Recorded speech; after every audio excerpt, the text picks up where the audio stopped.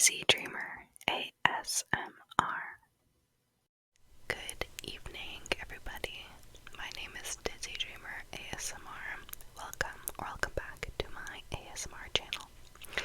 Today I'm going to be whisper rambling about the Apple TV show Severance, and I'm going to be going over just a few theories about the show that I find really interesting. Please be warned that there will be spoilers in this video, so if you haven't watched Severance yet, I strongly suggest watching it before watching this video. I promise you it's very much worth the watch, as it's quickly become personally one of my favorite TV shows.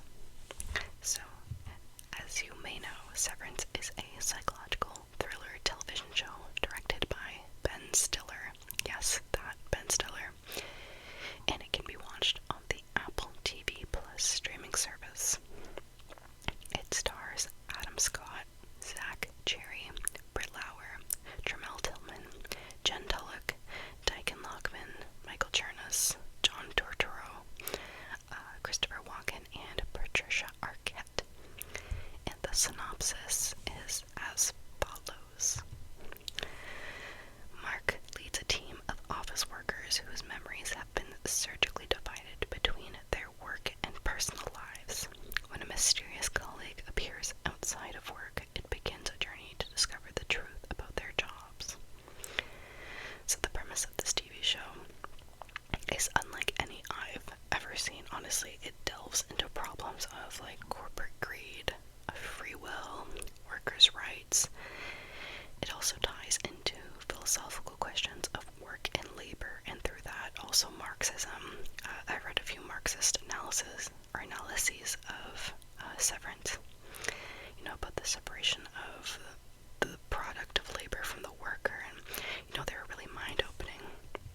Now, I'm not a philosophist myself. In fact, I struggled studying Marxism in university, but the way that this show can be dissected and reconstructed through different lenses is absolutely mind-blowing. There are so many different interpretations for this show, and I think that leads way for all these really cool theories to be created and speculated about. So I'm super excited to get into these today. But before we get started, I wanted to ask you all a question. If you were given the opportunity, would you sever yourself? And if the immediate answer is no, what would it take for you to say yes? Like, what salary or benefits would you need to make you say yes to being severed? So personally, I think the show does a good job highlighting why being severed isn't a good thing, but, if I was offered a job where I would make like over 100k or like 200k a year or something like that, I might consider it. Honestly, I might consider it. So I just wanted to know what you guys thought of that. So the first theory, or set of theories, pertain to this question that is pretty central to the entire show. That question is, what does macrodata refinement even do? This is the question that the entire group struggles to find out. The refiners are given no real answers by their company, only that their work is mysterious and important. So according to the Severance wiki, the core job of the refiners is to assess files that are provided to the refiners to identify and sort numbers based to their different emotional responses they invoke. These are known as the four tempers. The first one being woe. These numbers elicit melancholy or despair. Frolic. These numbers elicit joy, gaiety, or ecstasy. Dread. These numbers elicit fear, anxiety, or apprehension. And malice. These numbers elicit rage or a desire to do harm. Numbers are identified and sorted into one of 5 bins. The goal of the refiners is to make the bins have equal amounts of the types of numbers. This doesn't give us a clear answer as to what macrodata refinement does, but it does give us a jumping point to answer it. One theory from Reddit user Woody Sixer says that the refiners are working to remove emotional tempers from people who have the severance chip, or at least some variation of the chip installed in them, and that the testing floor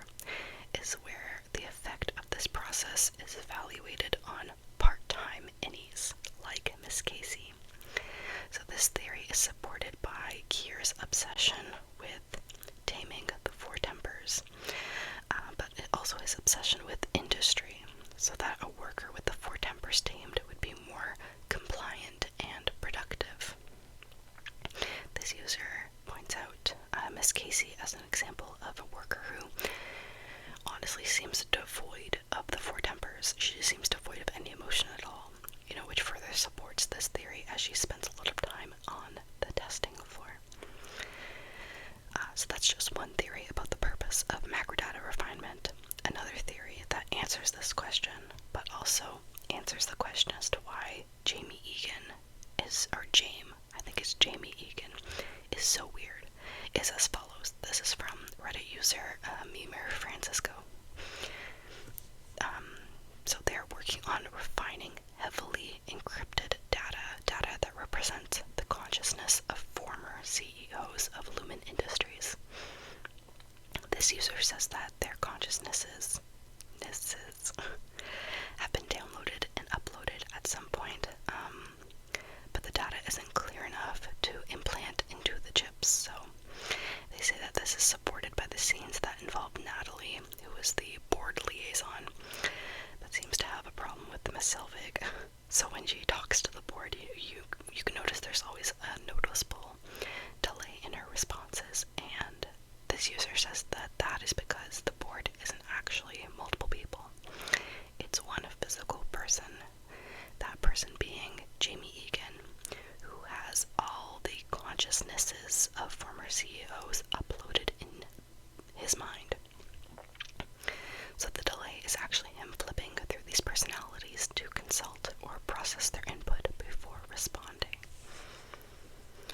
This user also pointed out the coincidence in putting pressure on the refiners to finish their work by a certain deadline, and that deadline, unbeknownst to the workers, is actually the day of the gala. So they say that the gala could mark a milestone for completing and implementing the uploading of their consciousnesses.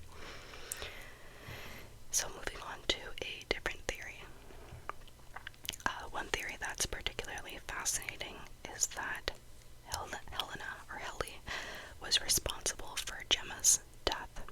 We know that Gemma died as a result of a car crash. She got into it with Mark. So when Helly is at the gala in the bathroom and she's talking to her father, who's Jamie Egan, we kind of get the idea that they probably don't have the best relationship, and that, Jamie was proud of her for having done this work, and it was out of character for her to do this work. So this theory says that Helena was always a wild child in her family, and her wild ways resulted in the car crash that accidentally killed Gemma. When her family was able to cover it up for her, or at least cover her tracks to some extent, she decided either she wanted to repay them by doing this for them, that is like getting severed and doing the whole PR thing about Severance, or, she finally decided she wanted to clean up her act, one or the other, something to that degree. On a different note, there is a lot of discussion surrounding the baby goats, and there's also a few short theories on this. Admittedly, it's one of the most mind-boggling parts of the entire series, even though it appears in one episode for like 10 minutes, I think. Yet people, me included, have really clung onto this and have been searching for a greater meaning to it. From what I've read, showrunners only put in the goat scenes because they thought it would be funny, and it would add to like the mystery and kind of like the ridiculousness that is Lumen.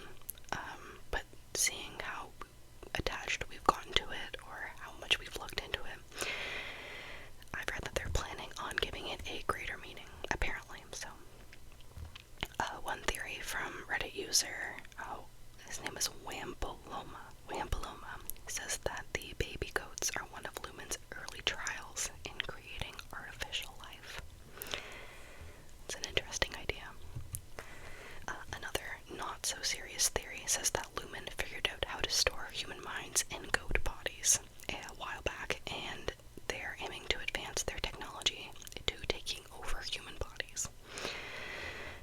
This user says that the board members, which are Egan's ancestors, are in goat bodies for now, and there may be goat-friendly typing stations or easy yes or no votes being made with their hooves.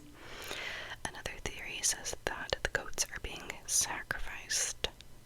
There's a lot of imagery in this show that relates to goats, hell, and the devil, and so it might be connected to some type of satanic or cultish sacrifice in some way. Also, something worth noting, as pointed out by this user, there is a goat mask or goat head in Devin and Ricken's house. To remind you, that is Mark's sister and brother-in-law in their house. Why is there a goat mask there? This made my stomach drop. I was like, oh my god. Because it relates to this last theory, and that is that Ricken is actually an